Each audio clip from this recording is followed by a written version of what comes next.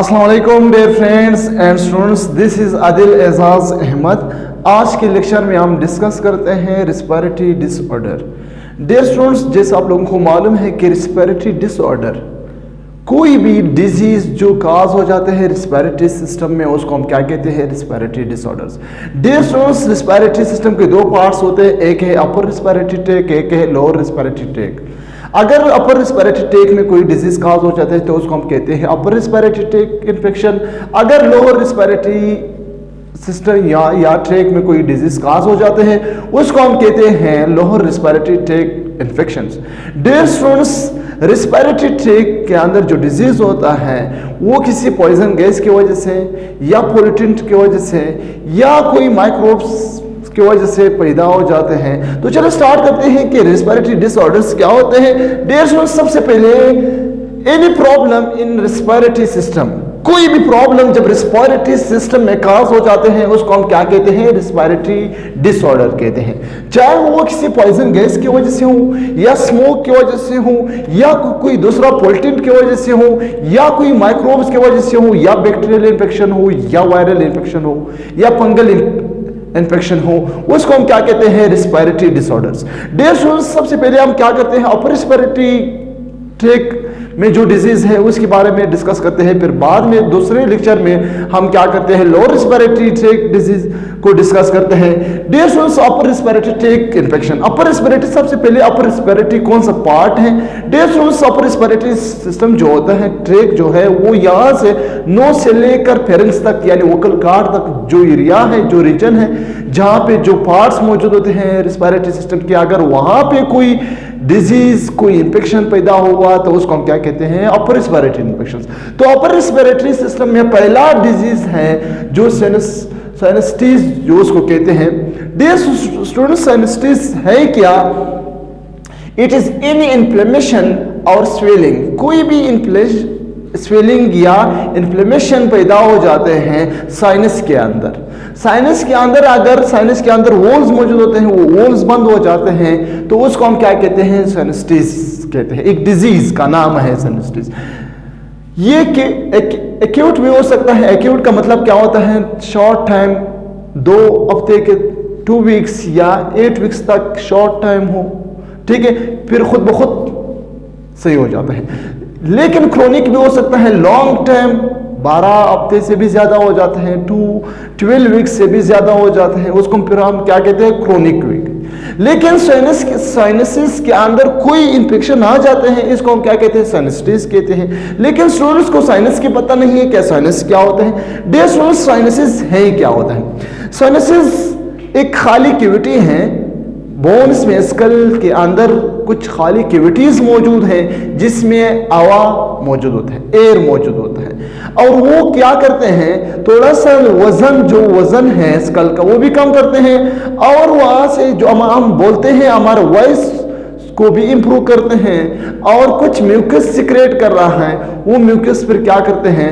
Pathogen के खिलाफ लड़ते हैं। डियर स्टूडेंट्स, साइनसिस जो मौजूद एयर कैविटी है, एयर कैविटी जहां पे खाली कैविटी है वहां पे हवा मौजूद होते हैं इन स्कल के अंदर, connect with the nasal cavity, और ये जो साइनसिस होते हैं वो फिर नजल कैविटी के साथ कनेक्ट भी होता है। फंक्शन क्या है? लाइटन द स्कल। लाइटन का मतलब क्या है? थोड़ा सा उसका वजन कम करते हैं, क्योंकि खोखला होते हैं, अंदर से खाली होता है, कैविटी है, तो कैविटी क्या करते हैं? थोड़ा सा वजन कम करते हैं स्कल का। दूसरा इंप्रूव वॉइस, और इंप्रूव वॉइस को भी इंप्रूव करता है। तीसरा प्रोड्यूस, म्यूकस प्रोड्यूस कर रहा है। म्यूकस का काम क्या है? उसमें कुछ एंटीबॉडीज मौजूद होते हैं। एंटीबॉडीज का काम क्या है? एंटीबॉडीज कोई भी फॉरेन बैक्टीरिया आ जाते हैं उसके साथ लड़ते हैं, उस पैथोजन को खत्म करते हैं, एंटीबॉडीज का काम। दूसरा जो है मॉइस्चरेट रखते हैं, यानी जो एरिया है रिस्पिरेटरी सिस्टम का, निजल जैसा निजल कैविटी है या नोज होते हैं, वहां पे म्यूकस मौजूद होते हैं, वो म्यूकस क्या करते हैं? उसको मॉइस्चरेट रखते हैं।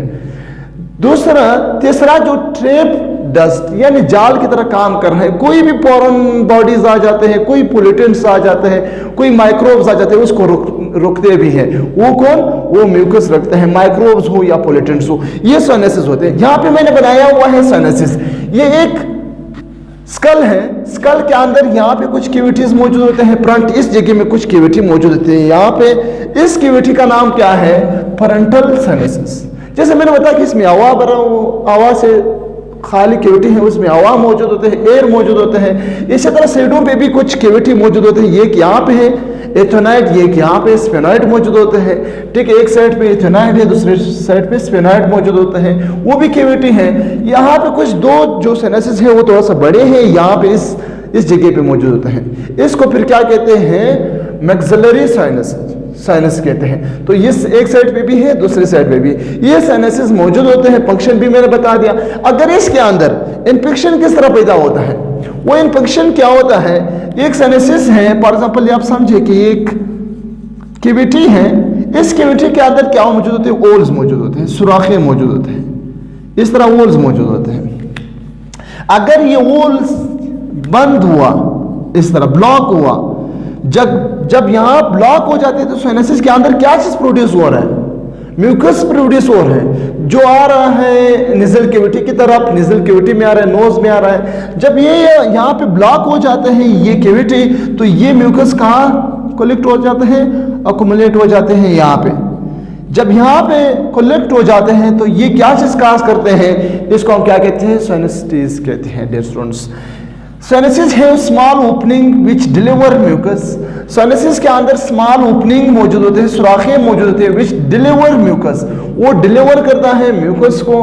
व्हेन ओपनिंग गेट ब्लॉक, जब ओपनिंग ब्लॉक हो जाते हैं तो म्यूकस का अकुमुलेट हो जाते हैं, इस एरिया में अकुमुलेट हो जाते हैं, तो उसकी वजह से साइनसाइटिस डिजीज काज हो जाते हैं। Accumulate of the mucus fluid, जो म्यूकस फ्लूइड है वो यहाँ पे अकुमुलेट हो जाते हैं तो डिजीज पैदा हो जाते हैं। लेकिन क्वेश्चन ये है कि वो किस तरह, क्यों ब्लॉक होता है, वजह क्या होता है, काजेस क्या है? उसका काजेस पहला है कॉमन कोल्ड की वजह से होता है। कॉमन कोल्ड जो वायरस है, वो वायरस कॉमन कोल्ड के जो वायरस है उसकी वजह से भी क्या होते हैं? ये ब्लॉक हो जाते हैं। दूसरा बैक्टीरियल एंड फंगल इन्फेक्शन जितने भी हैं, बैक्टीरियल या फंगल इन्फेक्शन की वजह से भी वो क्या होता है? वो ब्लॉक हो जाते हैं। एलर्जीज की वजह से, एलर्जी इंसान एलर्जी हो जाता है, उसकी वजह से भी ये ओपनिंग ब्लॉक हो जाता है। दूसरा सिप्टम डेवोसिट जो मौजूद होते हैं, ये जो बड़ा सा बोन होते हैं जो दो कैविटी को क्या करते हैं? सेपरेट करते हैं। अगर ये टेढ़ा हो जाता है तो इसकी वजह से भी क्या होता है? वो ब्लॉक हो जाते हैं। नेजल पॉलिप्स क्या होते हैं? नेजल पॉलिप्स का मतलब ये है, यानी बिल्कुल नेजल पॉलिप्स का मतलब ये है कि यहाँ पे एबनॉर्मल ग्रोथ स्टार्ट हो जाते हैं। एक कैविटी है, कैविटी के साथ एबनॉर्मल ग्रोथ स्टार्ट हो जाते हैं। जब एबनॉर्मल ग्रोथ स्टार्ट हुआ तो फिर क्या होता है? ये वॉल्स ब्लॉक हो जाते हैं, फिर यहाँ पे म्यूकस जो होते हैं अकोमुलेट हो जाते हैं। यही वजह होते हैं, ठीक है। फिर वो काम सही तरीके से नहीं करते हैं। अब इसका ट्रीटमेंट क्या होता है? कोल्ड एलर्जेंस का जो ट्रीटमेंट है वो नेजल इनहेलेशन है। वो नेजल इनहेलेशन कुछ ड्रग्स होते हैं उसको दे, वो आहिस्ता आहिस्ता वो होल्स जो मौजूद होते हैं वो ओपन हो जाते हैं। दूसरा एंटीबायोटिक्स है और सल्फा ड्रग्स मौजूद होते हैं फॉर बैक्टीरियल इन्फेक्शंस। कुछ एंटीबायोटिक्स है या सल्फा ड्रग्स होते हैं फॉर बैक्टीरियल इन्फेक्शन के लिए। फिर क्या होते हैं? बैक्टीरियल इन्फेक्शन के लिए, क्योंकि यहाँ पे जब म्यूकस स्टोर हो जाते हैं तो यहाँ म्यूकस ज्यादा स्टोर हुआ तो यहाँ पे बैक्टीरिया वायरस क्या करते हैं? ग्रोथ स्टार्ट करें, तो उस ग्रोथ की वजह से इंसान बहुत सख्त तकलीफ में हो जाते हैं, ठीक है। और उसके लिए फिर क्या होते हैं? डॉक्टर से मशवरा लेकर कुछ एंटीबायोटिक्स या सल्फा ड्रग्स इस्तेमाल करें, जिसकी वजह से वो बैक्टीरियल इन्फेक्शन खत्म हो जाते हैं और वो जो मौजूद होते हैं वो ओपन हो जाते हैं। नेबुलाइजेशन करना, नेबुलाइजेशन फिर एक मशीन है, एक डिवाइस है जिसके जरिए से आपको ऑक्सीजन फराहम करते हैं और उसमें कुछ ड्रग्स भी डालते हैं जो आपकी ओपनिंग जो बंद होते हैं वो आहिस्ता आहिस्ता मॉइस्ट्रेट हो जाते हैं और आहिस्ता आहिस्ता ओपन हो जाते हैं। और ड्रिंक मोर वाटर, ज़्यादा पानी पीते हैं, गर्म पानी पीते हैं, उसकी वजह से भी आहिस्ता आहिस्ता 1-2-3 दिन में अगर नरम ब्लॉक है तो वो ख़त्म हो जाता है। एंटीहिस्टामिन्स भी एक ड्रग्स होते हैं इनहेलेशन के लिए। जब आप ऑक्सीजन लेते हैं तो उस टाइम उसके लिए भी क्या होता है? एंटीहिस्टामिन ड्रग्स इस्तेमाल करते हैं। नेजल साइलन वॉश, फिर क्या करते हैं? एक नमक वाले पानी से, या नेसल का मतलब जिसमें सोडियम मौजूद हो, उस वाटर से क्या करें? आप अपने नाक को धो ले, साफ करें रोजाना। उसकी वजह से अगर इससे भी कुछ बोन्स टेढ़े हुआ है, नॉर्मल ग्रोथ था, तो उसके लिए एक ही इलाज है, वो सर्जरी करवाना होगा, ठीक है। फिर उस जगह का सर्जरी करो। डियर स्टूडेंट्स, वो बहुत सिंपल हैं। पहले समझे कि रिस्पायरेटरी ऑर्डर्स क्या होते हैं। रिस्पायरेटरी ऑर्डर्स कोई भी प्रॉब्लम, कोई भी डिजीज अगर रिस्पायरेटरी सिस्टम में आया तो उसको रिस्पायरेटरी डिसऑर्डर कहते हैं। वो पोल्यूशन की वजह से भी हो सकता है, वो पॉइजन गैसेस की वजह से भी हो सकता है, ठीक है। और यहाँ पे पहला जो अपर पार्ट होते हैं, अपर रिस्पायरेटरी ट्रैक्ट होते हैं, उसमें पहला डिजीज है साइनसाइटिस जो मौजूद होते हैं। साइनसाइटिस जब साइनस की जो वॉल्स होते हैं वो ब्लॉक हो जाते हैं, उसकी वजह से ये डिजीज काज हो जाते हैं। तो इन्फ्लेमेशन यानी जैसे मैंने कहा इन्फ्लेमेशन और स्वेलिंग पैदा हो जाते हैं, क्योंकि जब वो ब्लॉक हो जाते हैं तो साइनसिस के अंदर फ्लूइड जमा होते हैं, तो आहिस्ता आहिस्ता वो फ्लूइड बाहर तरफ आ जाते हैं और स्वेलिंग पैदा हो जाते हैं। वो एक्यूट भी हो सकता है, वो क्रोनिक भी हो सकता है। फिर साइनसिस क्या होते हैं वो सारे मैंने बता। डियर स्टूडेंट्स, आई होप आप लोगों को क्लियर है। अगर इस वीडियो से आप लोगों को कुछ फायदा हुआ है तो लाजमी अपने दोस्तों के साथ शेयर करें और हमें दुआओं में याद रखना। अपना ख्याल रखें। अल्लाह हाफिज।